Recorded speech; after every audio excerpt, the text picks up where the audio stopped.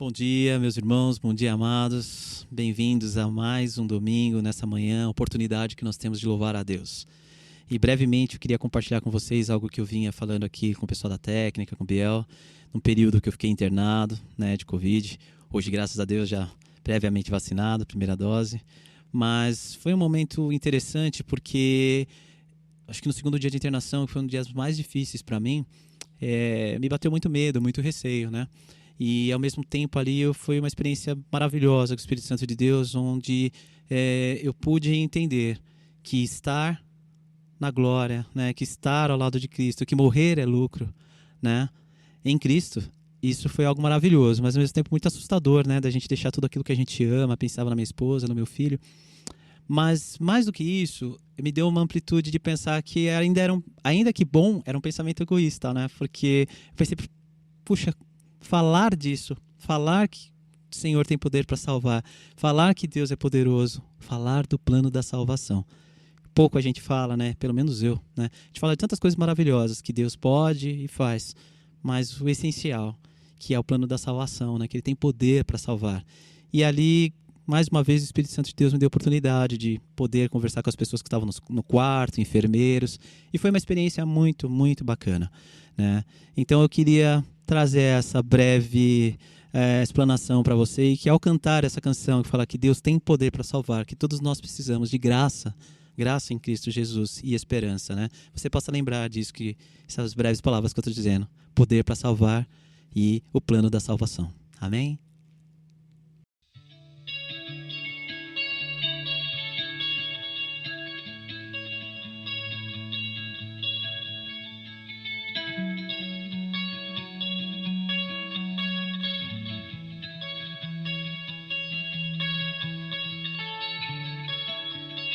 Todos necessitam de um amor perfeito, perdão e compaixão. Todos necessitam de graça e esperança, de um Deus que salva.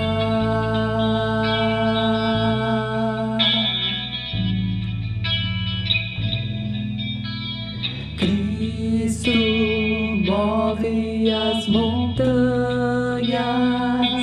e tem poder para salvar, tem poder para salvar, para sempre, o autor da salvação. Jesus a morte venceu, sobre a morte venceu.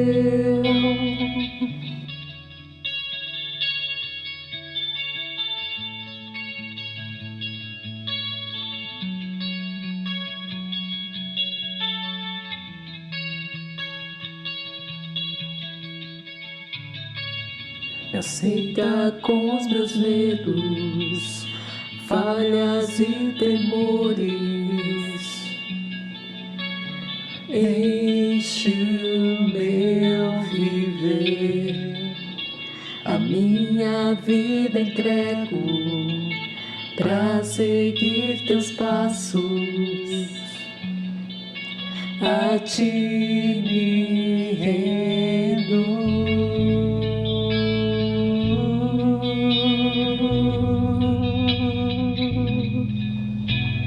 Cristo move as montanhas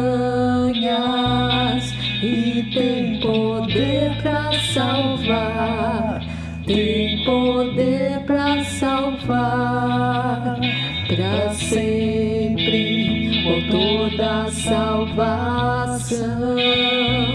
Jesus a morte venceu, sobre a morte venceu.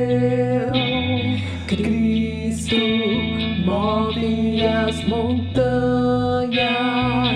e tem poder para salvar, tem poder para salvar, para sempre, o autor da salvação. Jesus a morte venceu, sobre a morte venceu.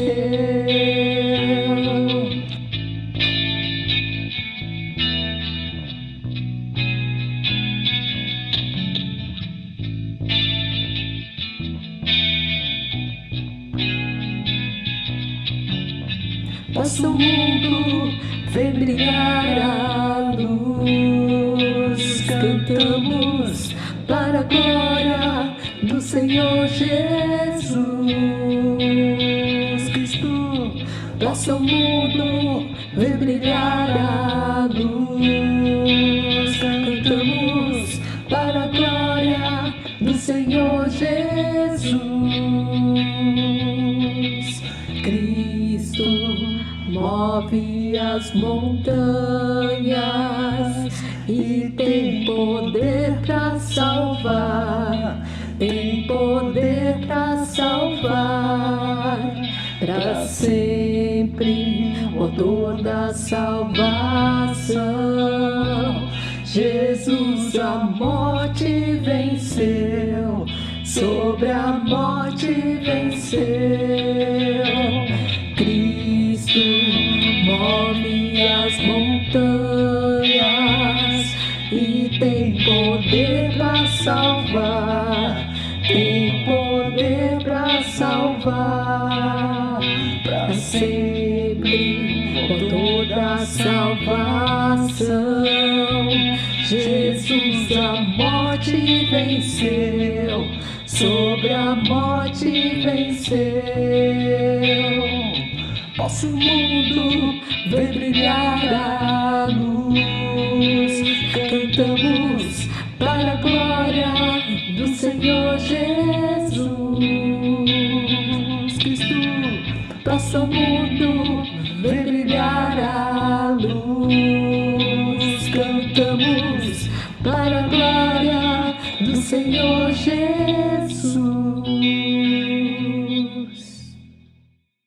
Bom dia, tudo bem com você? Muito frio por aí? Foi uma semana fria, né? E eu espero que estejam todos bem, com saúde e junto com a sua família também. Bom, antes de passarmos para a mensagem, eu tenho apenas um agradecimento e um aviso. O agradecimento é a todas as pessoas que têm contribuído com as nossas cestas básicas. Muito obrigada mais uma vez. Nós continuamos distribuindo cerca de 100 cestas básicas todos os meses. Se você quer contribuir também, nós temos necessidade, então entre em contato com a Lucy, pode enviar a sua doação e nós revertemos a sua doação em cesta básica. E uma coisa nova, neste mês nós queremos também arrecadar cobertores e roupas de frio, né? Com a chegada do inverno, tem gente precisando. Então, se você pode, tem como doar esses itens, você pode entrar em contato com a Magda ou com a Alda e combinar a entrega, tá bom? Geralmente tem gente na igreja até umas 4 da tarde, mas é bom sempre avisar para garantir que vai ter gente lá para receber a sua doação, tá bem?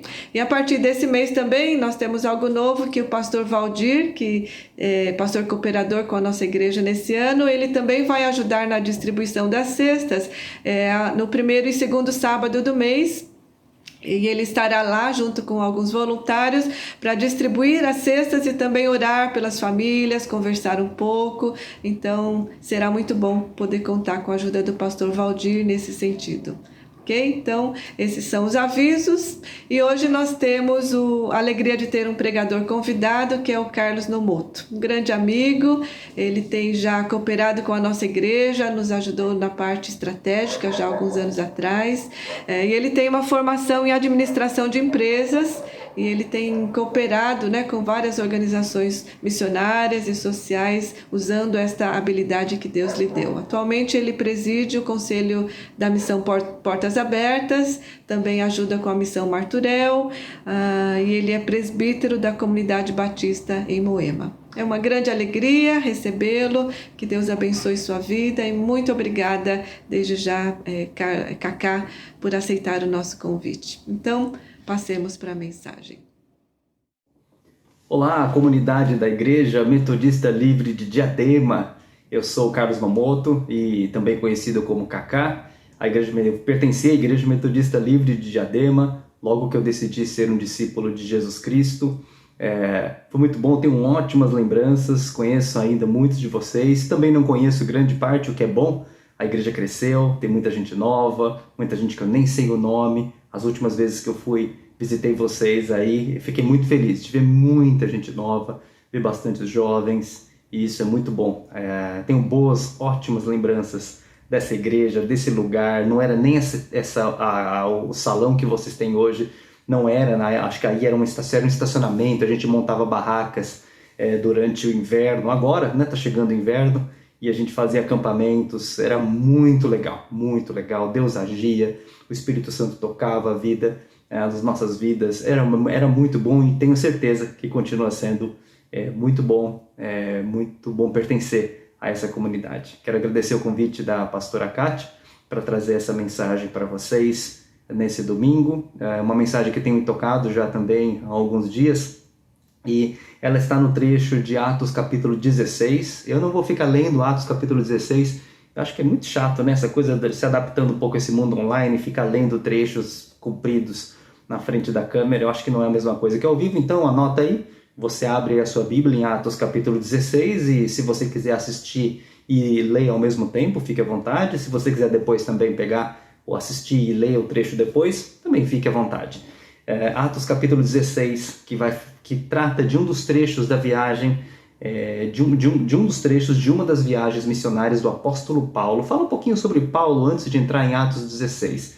Paulo era um cara incrível. Esses dias atrás eu assisti um filme no Netflix, Paulo, o Apóstolo, um filme maravilhoso. É um filme, eu me emocionei diversas vezes nesse filme, ao ver os personagens, ao ver o próprio Paulo, Lucas, Priscila e Áquila, que são muito importantes no ministério, no trabalho todo de Paulo. Foi um filme fantástico, eu gostei demais. Depois que acabou o filme, precisei passar alguns momentos sozinhos, refletindo sobre tudo aquilo, e que Paulo era um cara incrível, né? E uma coisa que me chama atenção, tenho me concentrado nas últimas semanas estudando Paulo, e diferente do que a gente geralmente fala nas igrejas aqui no Ocidente, aqui no Brasil e nos países aqui do lado ocidental do mundo, tem uma coisa assim comum de falar assim: olha, se você está perdido, você precisa de Jesus. Se você não tem um propósito na sua vida, então entregue sua vida a Jesus. Se você sente um vazio dentro de você, então entregue sua vida a Jesus. Isso aí não está errado, não está errado. Essa situação é a situação onde se encontram muitas pessoas. Mas não era o caso de Paulo. Paulo não tinha uma vida sem propósito. Antes de conhecer a Jesus Cristo, e vocês sabem bem um episódio onde o apóstolo Paulo teve um encontro com Cristo, foi um episódio sobrenatural. Paulo estava a caminho de Damasco na Síria. É uma estrada que eu já vi, eu não andei, mas eu vi essa estrada de longe, e é muito árido, é um negócio chatíssimo, assim, um monte de pedra, um monte de... não tem nada lá, não tem nada, você olha para o lado, não tem nada. E então Jesus Cristo apareceu a Paulo e diz a ele, na época o nome dele era Saulo: Saulo, Saulo, por que você me persegue? E a partir daí, então, Paulo ficou cego durante alguns dias, e Jesus revelou que um homem chamado Ananias iria encontrar-se com ele, com Paulo, e a partir daí começaria um período, que foi um período de cerca de 3 anos, onde Paulo se retirou, e ninguém sabe muito bem onde ele esteve. Algumas tradições do Oriente Médio, tradições cristãs, dizem que ele esteve nas montanhas com os pais do deserto. Pais do deserto foram os primeiros teólogos que surgiram na história do cristianismo. As igrejas protestantes não conhecem sobre esses caras, nem a igreja católica, é a igreja ortodoxa que conhece os pais do deserto. E então ele possivelmente esteve durante 3 anos sendo ali discipulado, aprendendo como é que era viver uma vida com Jesus Cristo. Mas antes disso, então é assim quando Paulo teve encontro, mas antes disso, Paulo não era um cara sem propósito de vida. Paulo tinha um propósito de vida muito, muito claro. Paulo era um ativista, intelectual e um empreendedor. Isso antes do seu encontro com Jesus Cristo. Paulo pertencia a um grupo de religiosos da mesma etnia de Jesus Cristo. E esse grupo de religiosos eram pessoas que ensinavam a Bíblia para as pessoas, e ok. Paulo poderia ter escolhido levar uma vida de um judeu, se a gente pode dizer assim, que era o nome da etnia. Ele podia ter escolhido levar uma vida de um judeu normal, trabalhar, cuidar da casa, cuidar da família e ir na sinagoga com frequência, cumprir todos os rituais. Ele poderia ter escolhido levar uma vida assim. Mas não. Ele poderia também ter escolhido levar uma vida um pouquinho mais que isso, né? Trabalhar na sinagoga, como se fosse uma igreja hoje, como se fosse a Igreja Metodista Livre de Diadema, ensinar as crianças, ensinar os jovens, ensinar os mais velhos, né? Ele podia ter se dedicado a ensinar o que nós chamamos de Antigo Testamento para as pessoas. Mas também não. Paulo decidiu ser um ativista. Paulo estava disposto a matar e morrer por aquilo que ele acreditava. Tanto que o primeiro mártir da igreja, mais uma coisa, lembrando aqui, né, Diadema, a Igreja Metodista de Diadema chama-se Paróquia Santo Estevão, o primeiro mártir. Este Estevão que você vê aí, que é o nome da igreja de vocês, ele foi apedrejado na frente de Paulo. Obviamente, Paulo, antes de decidir ser um discípulo de Jesus Cristo. Paulo consentiu, aprovou a morte de Estevão, o assassinato de Estevão, apedrejado. Então Paulo levava a sua fé naquilo que ele entendia que era o plano do Deus dele, a ferro e fogo. Paulo era um ativista. Eu diria a vocês, pode achar até um pouco chocante o que eu vou dizer para vocês agora, mas se a gente fosse pensar em Paulo no mundo atual, Paulo poderia ser mais ou menos um membro do Estado Islâmico.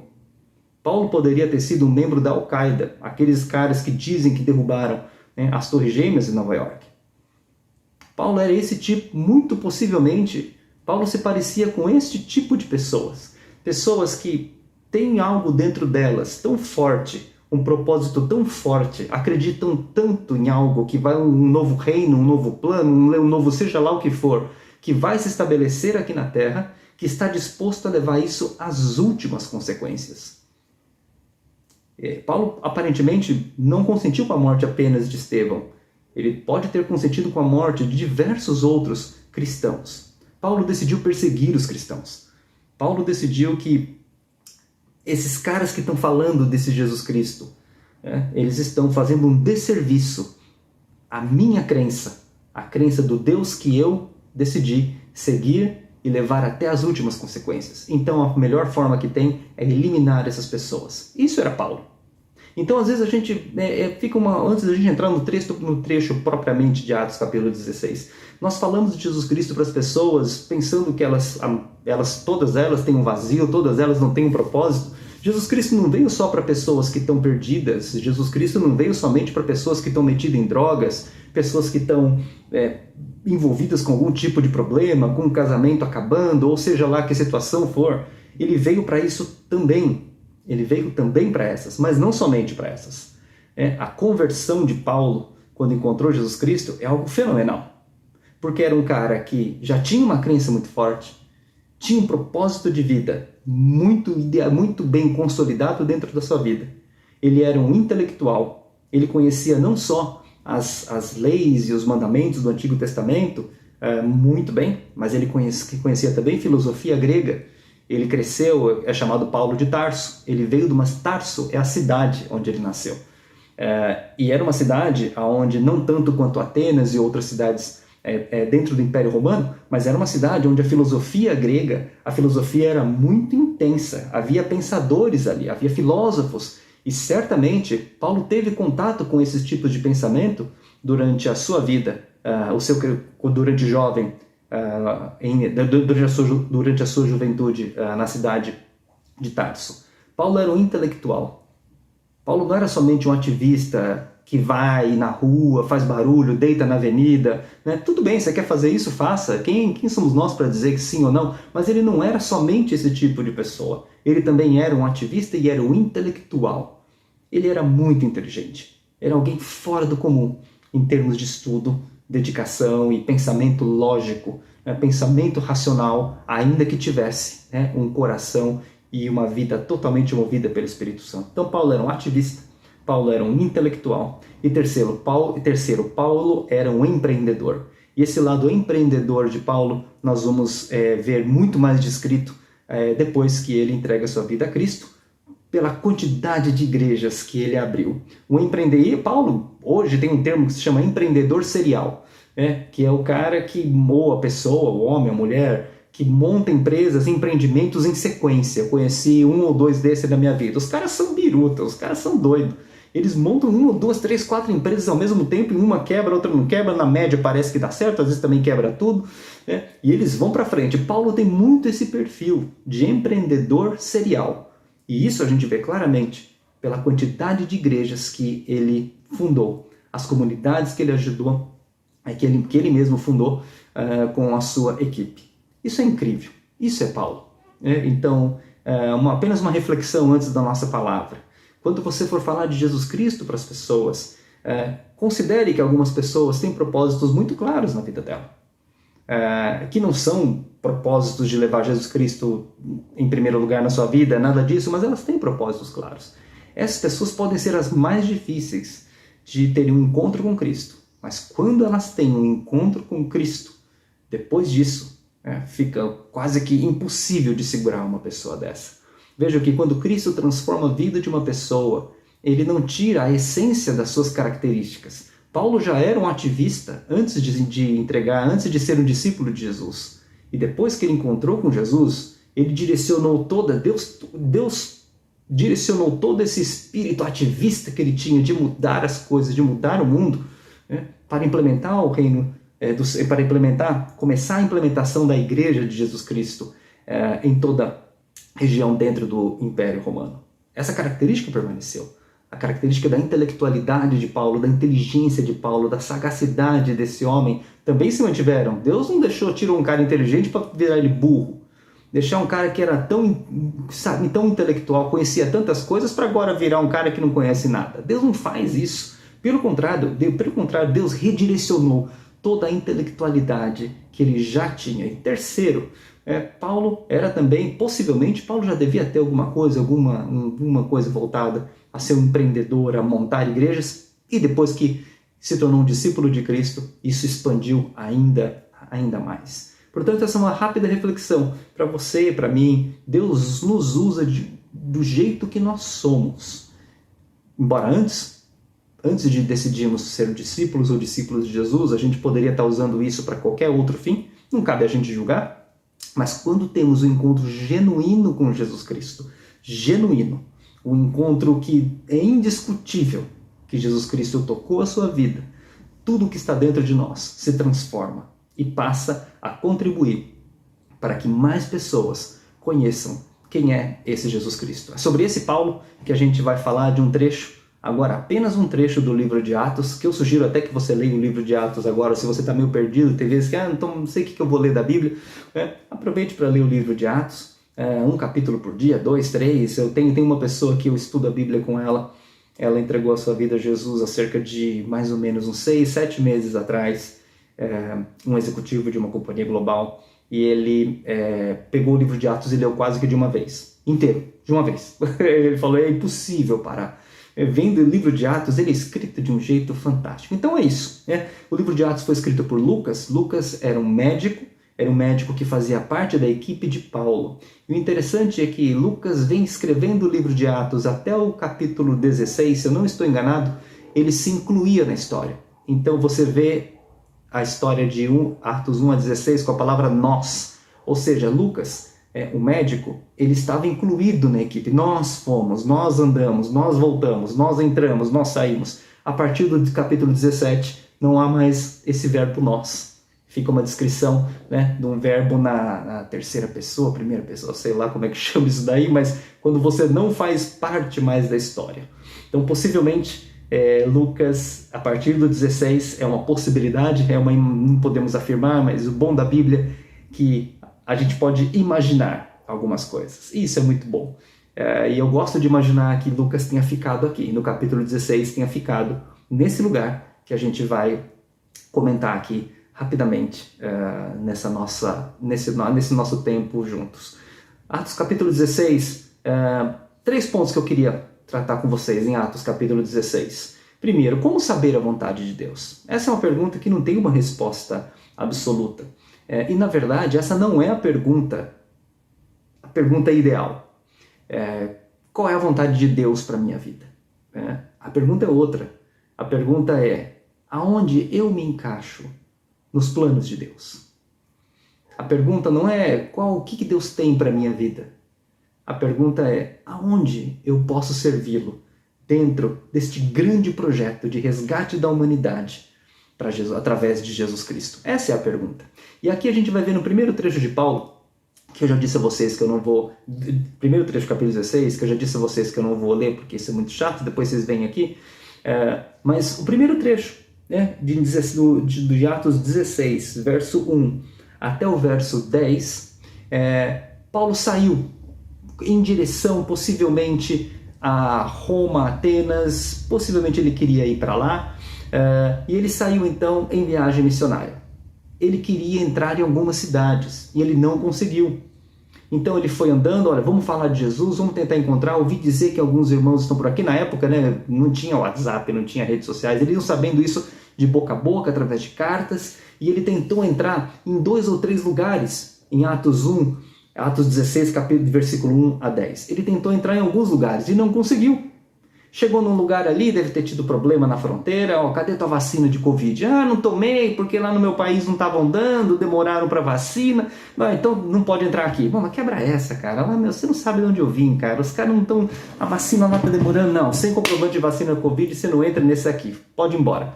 Não conseguiu entrar em uma. Tentou entrar em outra cidade. Passaporte, seu passaporte vai vencer em 6 meses, você não pode entrar aqui. Não, mas ele está válido, então, mas ele vai vencer daqui 6 meses, você vai embora, você não vai entrar nesse lugar. E assim foi. Paulo, nesse trecho, no começo do capítulo 16, ele vai esbarrando, como diz o mineiro. Esbarrou num lugar, esbarrou no outro, foi tentando entrar num lugar, tentando no outro. E o Espírito Santo diz, bem claro, não permitiu que Paulo entrasse nessas cidades. Como saber a vontade de Deus? Às vezes nós ficamos parados esperando fazer alguma coisa e fala, Deus, me fala o que eu tenho que fazer. Esse tipo de postura não é a postura dos apóstolos. A postura dos apóstolos é, eu sei a missão que eu tenho, e eu sei o meu lugar dentro do plano de Deus. Então eu vou começar a fazer. Quando você se move, Deus fala. Não é o contrário. Deus me fale, então eu vou me mover. Depois que Deus me disser, eu vou andar. Não é sempre assim.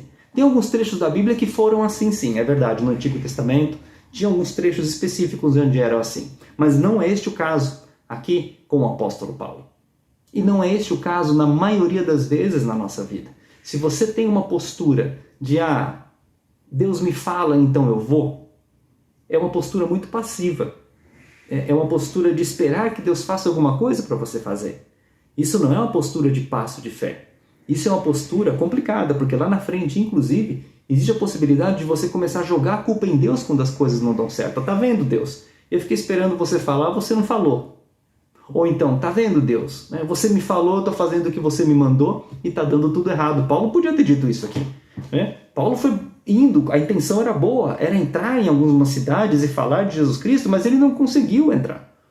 Não é porque você está dentro da vontade de Deus, porque você quer servir ao Senhor, seja como missionário, seja como empresário, seja cuidando da sua casa, seja cuidando dos seus filhos, seja fazendo qualquer tipo de atividade ou projeto, não é porque você quer servir ao Senhor através disso que tudo vai dar certo, que todas as portas vão se abrir. Não é assim. Não é na primeira, não é na segunda porta. Mas nós temos que nos mover. A gente não pode ficar parado. Vejam, esse negócio da pandemia. Já vai fazer 1 ano e meio que nós estamos nessa história da pandemia aqui no Brasil. E abre e fecha, lockdown, agora fecha todo mundo. Chega, agora não é mais hora de ficarmos paralisados. É hora de nós começarmos a falar mais de Jesus Cristo para as pessoas. É hora de você pegar o seu telefone e ligar para um amigo seu que não conhece a palavra de Deus, não conhece o amor de Jesus, e dizer para ele, meu cara, eu vou ler um trecho da Bíblia para você. Durante a pandemia, nós fizemos algumas coisas pela graça de Deus, eu e um grupo de amigos. A gente se reuniu e começamos a falar de Jesus para as pessoas que nós conhecemos dentro do nosso relacionamento de negócios. Não para a pessoa da igreja. Gente que já vai na igreja, ok, mas se você não pode ficar fechado nisso daí. Quando você encontrar com Jesus, eu não sei como é que vai ser. Mas eu não sei se ele vai ficar te perguntando quantas vezes você falou com o pessoal da tua igreja. Acho que vai ser muito mais assim, olha, quantas vezes que privilégios você teve de poder levar o meu amor, a minha palavra, para as pessoas que ainda não conheciam. Isso é trabalhar para o reino de Deus. E durante a pandemia, eu e um grupo de amigos, a gente se reuniu para falar de Jesus online, WhatsApp, e tem sido até agora uma experiência fantástica de pessoas que sequer pegaram numa Bíblia, nunca abriram a Bíblia na vida deles, e essas pessoas estão lendo livros inteiros da Bíblia, Marcos inteiro, livro de João, agora estão lendo o livro de Tiago, exatamente nessa semana. Então, hoje é o dia que eles estavam falando dos versículos de Tiago, que eles mais gostaram, capítulo 1. Então, nós que somos servos e servas do Senhor Jesus Cristo, nós não paramos diante de situações difíceis, nós não desistimos na primeira porta que se fecha. Nós sabemos que a vontade de Deus ela fica mais clara depois que nós damos os primeiros passos. Portanto, a primeira parte desse livro do capítulo 16 de Atos quando nós nos movemos, Deus fala. Não é esperar Deus falar para eu me mover, mas comece a fazer coisas. Comece a falar de Jesus. Pega sua lista de contatos do celular. Manda um versículo para uma pessoa que você não conhece.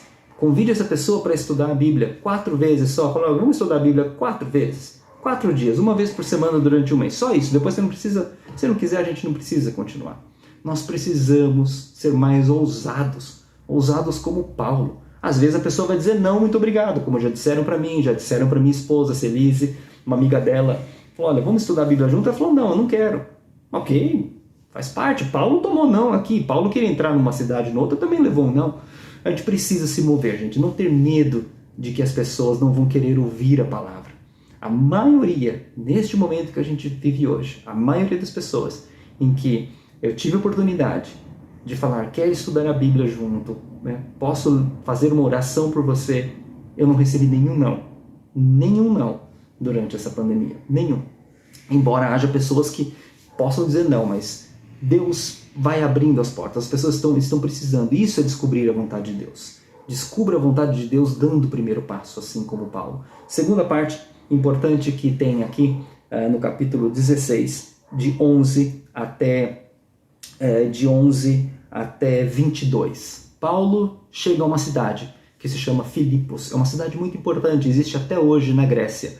Filipos era uma cidade onde estavam os veteranos de guerra do Império Romano. Era uma cidade onde os aposentados do exército residiam. E o nome da cidade é em homenagem ao rei Filipe II, que foi o pai de um grande estadista que se chamou, vocês devem ter aprendido na escola, que se chama Alexandre o Grande. Em Filipos, Paulo entra em Filipos por uma visão que ele teve, Deus permitiu, Deus revelou para ele de forma sobrenatural, numa visão de que ele deveria ir para este lugar, e ele foi. Mas antes disso ele bateu cabeça, antes disso ele foi quicando de um lado para o outro. Chegando nessa cidade, ele então começa a falar de Jesus para as pessoas que ele encontrava na rua. E a primeira que ele encontrou foi um grupo de mulheres. Ele foi acho que possivelmente era sábado. Paulo ainda continuava com Paulo praticava diversos ainda rituais do judaísmo. Importante, Paulo não deixou de ser judeu quando ele entregou sua vida a Jesus Cristo. Ele continuava orando, ele continuava indo na sinagoga aos sábados, ele possivelmente mantinha muito da dieta alimentar dos judeus, mas com outra perspectiva, sem aquele radicalismo todo. Mas Paulo mantinha muitas das práticas do judaísmo. Eu conheço um judeu cristão, que é líder de uma comunidade cristã em São Paulo, uma comunidade cristã judaica, e ele guarda os sábados, assim como um judeu. Ele tem a Páscoa, quando ele celebra a Páscoa, é um negócio totalmente diferente do que a gente vê. Essa coisa toda, ovo da Páscoa, coelhinho, não tem nada disso. Ele celebra exatamente como os judeus celebram. E ele glorifica Jesus Cristo no meio de tudo isso. Então, Paulo não deixou de ser judeu em termos de hábitos. Paulo continuava indo às sinagogas. E aqui ele estava procurando, chegando em Filipos, um lugar para orar, encontrou um grupo de mulheres. E lá uma mulher se destaca. Uma mulher chamada Lídia. Lídia, vendedora de púrpura. Ou de tecidos de púrpura, tecidos coloridos. Possivelmente, Lídia era uma comerciante, uma mulher muito bem sucedida. Quem vendia esse tipo de produto não eram uma pessoa qualquer, eram pessoas sofisticadas, eram pessoas que tinham bom gosto, eram pessoas que vendiam para pessoas ricas, então elas tinham que saber lidar com pessoas, pessoas ricas, pessoas que tinham dinheiro. Então Lídia é a primeira pessoa que Paulo encontra nessa cidade de Filipos, uma comerciante, uma empresária, uma mulher bem-sucedida. E ele convida Lídia então a entregar sua vida a Jesus Cristo, e ela não hesita em tomar essa decisão e já convida Paulo e os demais apóstolos para ficarem hospedados em sua casa. Esse é um tipo de pessoa que Paulo encontrou. Em seguida, Paulo encontrou com um outro tipo de pessoa, uma moça, uma jovem que possivelmente era escravizada por um esquema de corrupção. Possivelmente ela tinha uma cadeia de pessoas poderosas em cima dela, que se aproveitavam dessa moça e ganhavam dinheiro através de uma atividade que ela fazia. Ela fazia adivinhações. E é muito claro na Bíblia que ela era independente de adivinhação ou não, ela era uma pessoa perturbada, possessa. O diabo tomava conta da vida dela e começava a falar coisas misteriosas para as pessoas que iam procurá-la. E ela ganhava dinheiro com isso. Possivelmente, ela passava parte desse dinheiro para pessoas mais poderosas. Ela fazia parte de uma rede de corrupção, e não que ela fosse necessariamente livre para sair daquilo. Possivelmente ela fosse uma escrava de uma rede de corrupção, de um grupo de mafiosos. E todos os dias essa mulher encontrava Paulo e sua equipe andando, e ela, quando Paulo andava, ela falava: esse é Paulo, do apóstolo, filho de Jesus Cristo, aquela coisa toda. Paulo um dia se encheu, você virou para ela e falou: sai agora em nome de Jesus, todo esse espírito demoníaco que tem dentro de você. E a menina parou, a moça parou de ter adivinhações. E o que aconteceu? Com isso, todos aqueles que a escravizavam pararam de ganhar dinheiro. E quando eles pararam de ganhar dinheiro, então eles foram até as autoridades romanas e disseram que este homem, Paulo, mais essas pessoas, estão conturbando, estão causando confusão aqui na nossa cidade. Isso vai acontecer algumas vezes. No capítulo 17 tem uma frase muito boa que diz: esses homens têm causado alvoroço aqui na nossa cidade. Eles não estavam causando alvoroço nenhum. O problema é que ele cessou com a fonte de recursos financeiros ilegais e da opressão que tinha sobre essa moça. Essa foi a segunda pessoa que Paulo e sua equipe encontrou na cidade de Filipos. Então, primeiro, uma comerciante bem-sucedida. Segundo, uma moça perturbada por espíritos demoníacos. E a terceira pessoa que eles encontram é um carcereiro, numa história fantástica que vale a pena vocês lerem, onde Paulo, depois dessa história da moça que foi liberta dos espíritos demoníacos, Paulo e sua equipe foram presos. E houve um terremoto na prisão. Essa região que chama Grécia Setentrional era uma região de terremotos. Não era incomum isso acontecer. Incomum isso acontecer exatamente no momento em que Paulo e a equipe estavam presos lá na cadeia. E os presos começam a fugir e o carcereiro tenta se matar. Porque o Império Romano, se visse que como que você, que é o carcereiro, deixou todo mundo fugir, ele seria morto. E ele tentando se matar, Paulo no meio daquela confusão. Imagine, no meio de toda aquela bagunça, um monte de gente correndo, prisioneiro fugindo, Paulo ainda consegue olhar para o carcereiro e dizer: não faça isso, não faça isso. Creia no Senhor Jesus e você e sua casa serão salvos. E o carcereiro, na hora, foi tomado pelo Espírito Santo do Senhor, entregou sua vida a Jesus Cristo, levou Paulo e a equipe para sua própria casa, cuidou deles, e no dia seguinte, ainda Paulo voltou, foi para dentro da prisão de novo.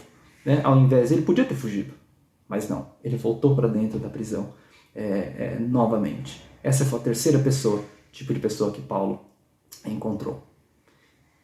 O que isso tem a ver com a gente? Certamente, durante essa pandemia que nós ainda não acabamos e talvez não passe tão rápido, esses três tipos de pessoas estão ao seu redor. Você conhece empresários e empresárias bem-sucedidos ou bem-sucedidas. Você deve conhecer agora, só de eu mencionar, pessoas que estão perturbadas por espíritos imundos, pessoas que não conseguem um minuto de tranquilidade na sua vida, porque estão perturbadas por espíritos demoníacos. Você deve conhecer gente assim. E terceiro, você deve conhecer pessoas como o carcereiro, que estão tentando se matar, porque não estão suportando esse duro momento que nós estamos vivendo aqui no Brasil e em diversas outras partes do mundo. Pessoas que preferem tirar a sua vida do que prosseguir numa situação tão difícil quanto essa. Eu quero dizer a você que este é o momento. É um momento difícil, é um momento muito esquisito. Daqui 50, 100 anos, se Cristo não voltar antes, nossos netos, bisnetos vão ler sobre o que foi essa história do caso da pandemia do Covid. Assim como nós lemos sobre a peste negra, a peste bubônica, assim como nós lemos sobre outras epidemias do passado, eles vão ler sobre isso. O que nós estamos passando não é um período fácil, mas é um período muito propício para nós acelerarmos a propagação do amor de Jesus Cristo para as pessoas. As pessoas estão muito mais sensíveis, muito mais dispostas a ouvir a palavra do Senhor Jesus Cristo e ouvir sobre o amor de Jesus Cristo do que em outros momentos que nós tivemos da história. Certamente você tem 3 pessoas, você tem algum tipo desses 3 perfis na sua rede de relacionamentos, no seu contato. Pode ser seu chefe no seu trabalho, pode ser um vizinho de um apartamento, pode ser uma pessoa da sua escola, um colega de escola, uma colega de escola, um professor ou uma professora, seja quem for. Certamente há pessoas como Lídia, como a jovem perturbada e como o carcereiro perto de você. E em todas elas, para todas elas, há a oportunidade de você convidá-la a conhecer quem é esse Jesus Cristo. Você pode fazer isso convidando essa pessoa para estudar a Bíblia com você. Você pode convidar essa pessoa para orar com você uma vez por semana. Todos os dias, em determinado horário, vocês ligam uma para outra e oram juntos. Gente, não entreguem, não terceirizem esse tipo de coisa para sua pastora, para a pastora Kátia, pastor Júnior, seja lá quem for. É você quem tem que fazer isso, não são eles. É você quem tem que fazer. Paulo não ficou terceirizando aqui, não, vou chamar alguém para ver se resolve. Paulo, vai lá, é aqui mesmo, é agora, a gente vai resolver isso agora. Lídia, é agora. Carcereiro, é agora. Menina com espírito, menina perturbada, é agora, a gente vai resolver agora a sua situação. Eu vou falar agora para você, por que você existe e o maior amor que você pode experimentar na sua vida e que você conhece através da palavra de Deus. Esses são as grandes lições que eu tenho aprendido e que tem me inspirado ao longo desse dia. Já deu 32 minutos, tinha mais uma que falava sobre perseguição, mas não vai dar tempo, senão a pastora Kátia vai puxar minha orelha aqui, já estourei 2 minutos, vai estourar 3, então eu queria parar por aqui e sumarizar para vocês. 3 pontos importantes. Primeiro, Cristo veio para pessoas que também têm um propósito de vida, como Paulo tinha. Segundo, Cristo revela a sua vontade quando você se move. Comece a se mexer e você descobrirá qual é a vontade de Deus e qual é o seu lugar dentro do plano de Deus, dentro do plano que Ele tem para salvar e se revelar a toda a humanidade. E terceiro e último ponto, aproveite esse momento de pandemia para pregar a palavra e mostrar quem é Jesus Cristo para essas pessoas que estão ao seu redor, para as Lídias que estão ao seu redor, para as jovens perturbadas, os jovens perturbados que estão ao seu redor, para os carcereiros e carcereiras, pessoas que não estão suportando esta situação e que estão pensando em tirar a própria vida. Que Jesus Cristo abençoe vocês e que o Espírito Santo de Deus dê graça, paz e coragem e ousadia nesses últimos dias antes da volta do Senhor Jesus. Muito obrigado, um forte abraço. Doido para poder ver vocês de novo presencialmente em Diadema.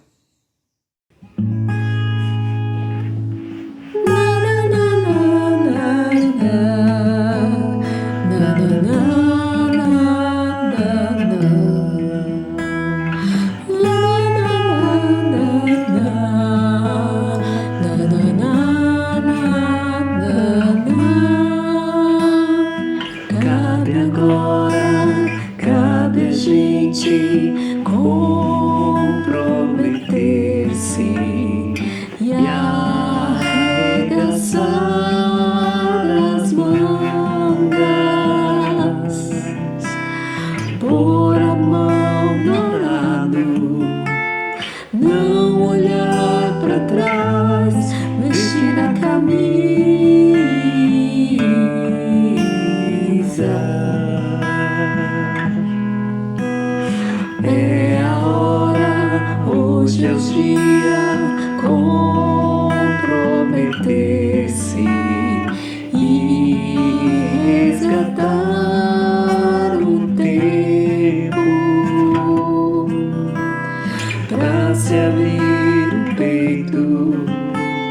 vê chegar o reino, vê soprar o vento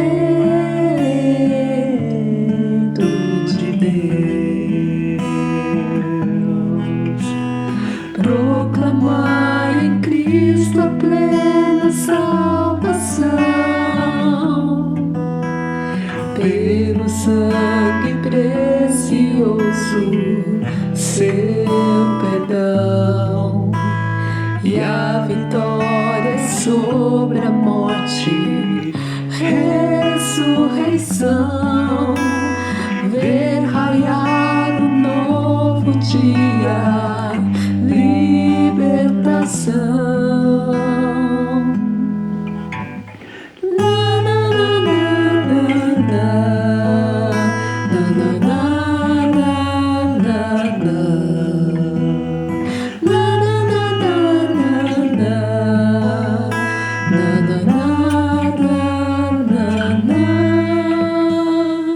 Cabe agora, cabe a gente comprometer-se e arregaçar as mangas,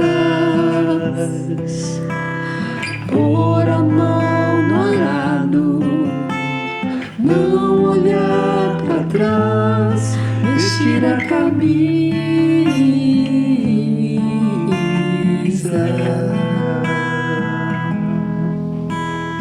É a hora, hoje é o dia, comprometer-se e resgatar o tempo,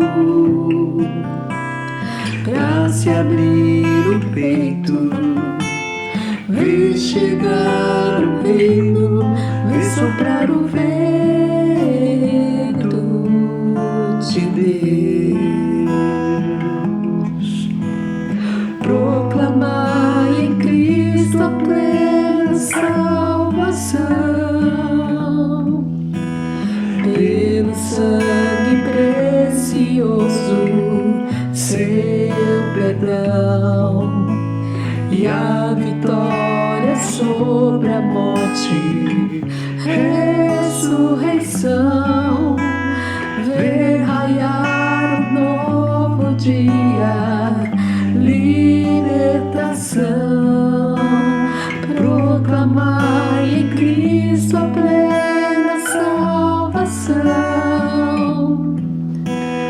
pelo sangue precioso, seu perdão e a vitória sobre a morte,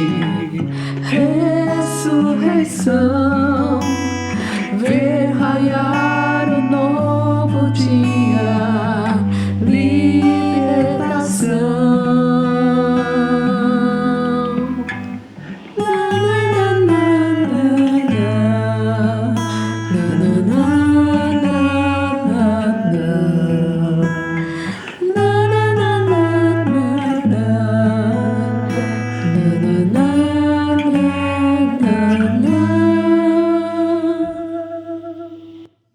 Nós vamos passar para o momento da Santa Ceia agora, você pode se preparar. E eu queria dizer antes que eu fiquei muito impactada com esta mensagem que acabamos de ouvir. Muito impactada com o exemplo também do Cacá, buscando compartilhar o Evangelho com seus amigos não cristãos, usando as ferramentas virtuais, né, da internet e fazendo isso mesmo durante a pandemia. Um grande desafio para todos nós. Espero que você também tenha sido impactado, possa refletir sobre tudo que ouvimos hoje. E nós vamos passar agora para o momento da Santa Ceia. E o convite hoje, à luz de tudo que ouvimos, é um convite para que renovemos o nosso compromisso com Cristo e com a missão de Cristo, com a missão que Ele nos deixa de sermos testemunhas por todo mundo, de proclamarmos esse Evangelho por todo mundo. Eu quero ler aqui em 2 Coríntios 5, opa, saiu aqui do lugar, 2 Coríntios 5, verso 14, em que Paulo diz: pois o amor de Cristo nos constrange. Ele morreu por todos para que aqueles que vivam já não vivam mais para si mesmos, mas para aquele que por eles morreu e ressuscitou. Tudo isso provém de Deus, que nos reconciliou consigo mesmo por meio de Cristo e nos deu o ministério da reconciliação. Portanto, somos embaixadores de Cristo, como se Deus estivesse fazendo seu apelo por nosso intermédio. Por amor a Cristo lhes suplicamos, reconciliem-se com Deus. Esse é o chamado mais sublime que alguém poderia ter, o chamado para ser embaixador de Cristo neste mundo, representante de Cristo neste mundo, dizendo para as pessoas em nome de Cristo: sejam meus amigos, reconciliem-se comigo, porque eu já abri o caminho, eu já providenciei tudo que é necessário para que vocês se voltem para Deus. Então, que Deus nos ajude a sermos de fato seus embaixadores e que esta mensagem de reconciliação não apenas continue nos transformando, mas também possamos ser agentes desta reconciliação. Neste mundo tão quebrado, tão cheio de divisões, tão cheio de preconceitos, reconciliação é uma palavra tão importante nos dias de hoje. Então, que Deus nos ajude e nos abençoe. Vamos orar. Senhor, nós queremos te agradecer porque mais uma vez temos o privilégio de celebrar a tua ceia, de relembrar a morte, o sacrifício de Jesus na cruz, a sua ressurreição por cada um de nós. Nós agradecemos mais uma vez, Senhor, por esse grande amor. Senhor, mais uma vez contemplamos este amor tão profundo que nos amou, que se entregou por nós, mesmo não sendo merecedores. Muito obrigada, Senhor. Obrigada pelo perdão. Obrigada pela reconciliação que podemos provar desde já. Reconciliação com Deus, reconciliação conosco mesmos, com as pessoas que nos feriram ou a quem ferimos. Muito obrigada, Senhor, por esta obra da reconciliação nas nossas vidas. E nós pedimos que o Senhor também nos capacite a nos tornarmos agentes desta reconciliação, teus embaixadores. Nos dias de hoje, Senhor, capacita-nos, constrange-nos, Senhor, que este amor nos constranja, nos mova, nos tire da nossa zona de comodismo, Senhor, nossa zona de conforto, ó Deus, e nos mova com esta compaixão, Senhor. Nos ajude a ver também as necessidades à nossa volta. Quantas pessoas hoje, Senhor, necessitando desesperadamente desta mensagem de salvação e de reconciliação. Então, Senhor, capacita-nos, Senhor, renova-nos.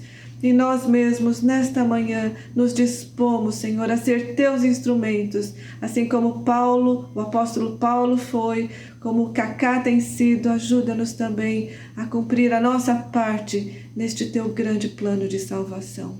Nós assim pedimos e oramos em nome de Jesus. Amém. Amém.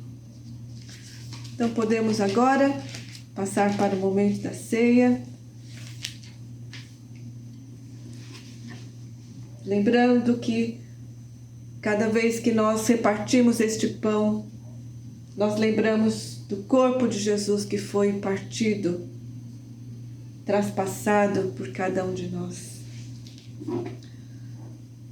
E Paulo diz aqui em 1 Coríntios 11, pois recebi do Senhor o que também lhes entreguei, que o Senhor Jesus, na noite em que foi traído, tomou o pão e, tendo dado graças, partiu e disse: isto é o meu corpo que é dado em favor de vocês. Façam isto em memória de mim. Vamos comer juntos.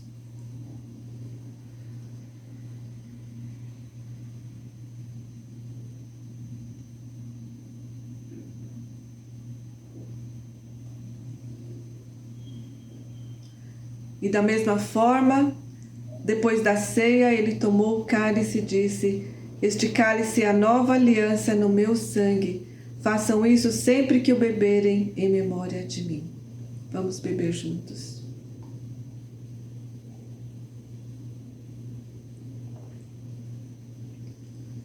Porque sempre que comerem deste pão e beberem deste cálice, vocês anunciam a morte do Senhor até que Ele venha. Senhor, nós pedimos que, fortalecidos por este alimento, que é o alimento para a nossa jornada, alimento para a nossa alma, possamos sair, possamos ser testemunhas vivas da ressurreição de Jesus até o último dia, até o dia em que Ele voltar para nos levar, para estar para sempre com Ele. Muito obrigada por esta bendita esperança. Segura-nos firmes nas Tuas mãos até o final. Isso nós pedimos e Te agradecemos em nome de Jesus. Amém. Amém.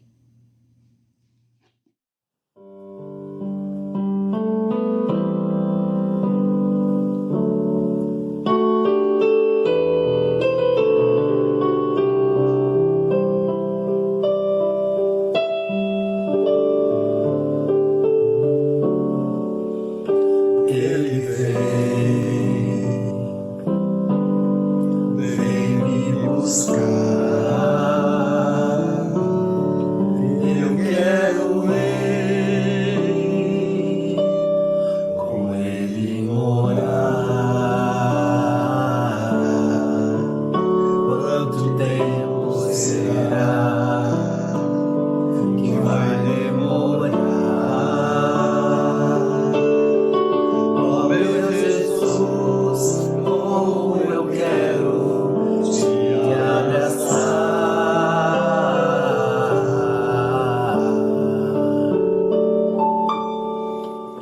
Vou andar em ruas de ouro.